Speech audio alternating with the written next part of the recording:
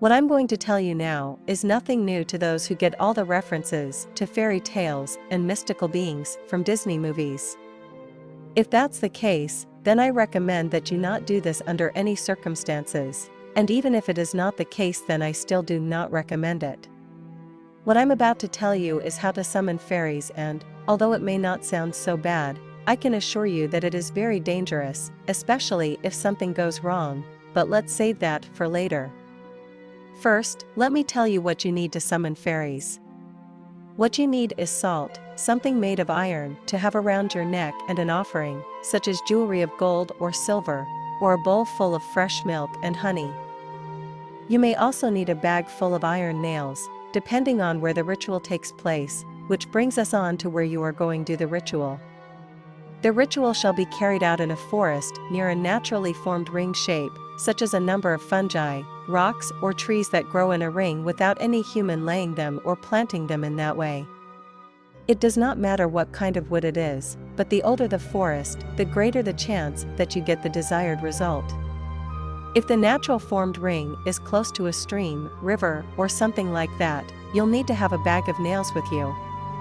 Now, before you perform the ritual, it is a good idea to read up on the different supernatural beings that might be in the woods, in case one of them decides to come in place of the fairies.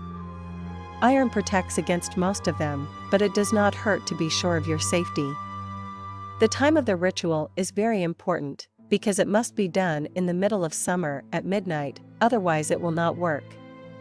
For the actual ritual, you should go to the naturally formed ring.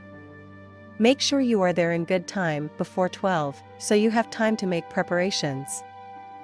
Select a location a short distance away from the naturally formed ring and pour the salt in a circle around yourself, making it large enough so that no sudden movements can make so the circle break, because that would be bad. Now, wait until the clock is exactly 12, if it is not already. Place the offering in front of you, but outside the circle of salt. Close your eyes and say with a clear and confident voice, "House of."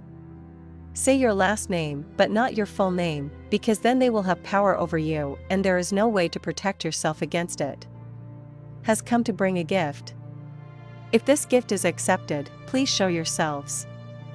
If you've done everything right and they accept your gift, you will see them as soon as you open your eyes.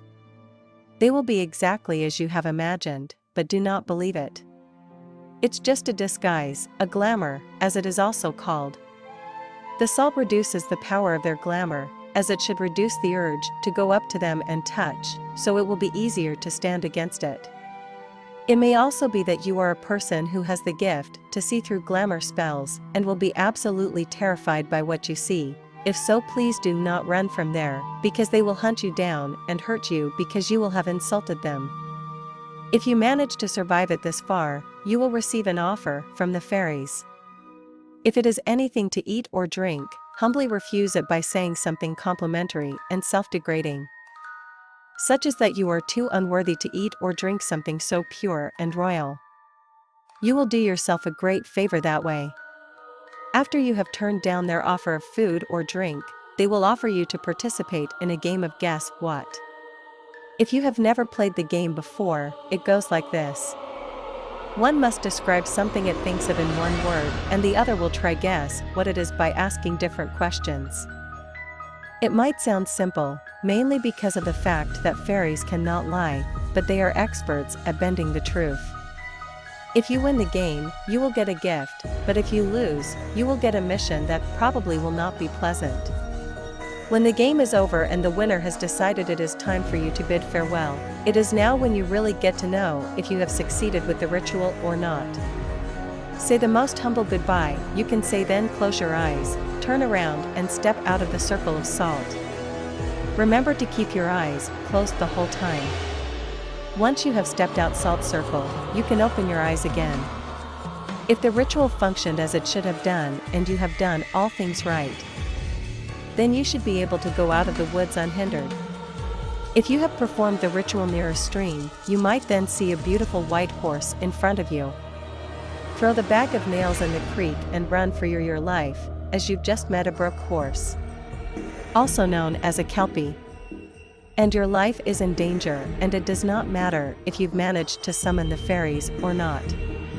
If you have failed the ritual, it will all seem like you have succeeded in the beginning, but when you try to leave the forest, it will feel cold and threatening, trees will seem to move and you will hear terrible sounds behind you.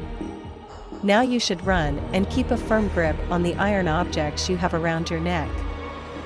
You will feel thousands of tiny claws and teeth burrow into your skin and hands with unnaturally long fingers grabbing hold of your legs. Just keep running and do not lose the iron object you have around your neck, for as long as you have it, you will have a chance to survive. If you drop it, then they will take you to their home, where they will have the most horrible party you have ever imagined, and you will be the main attraction, your screams of pain and fear. Fairies are not nice nor friendly creatures, remember that, and good luck if you decide to summon them.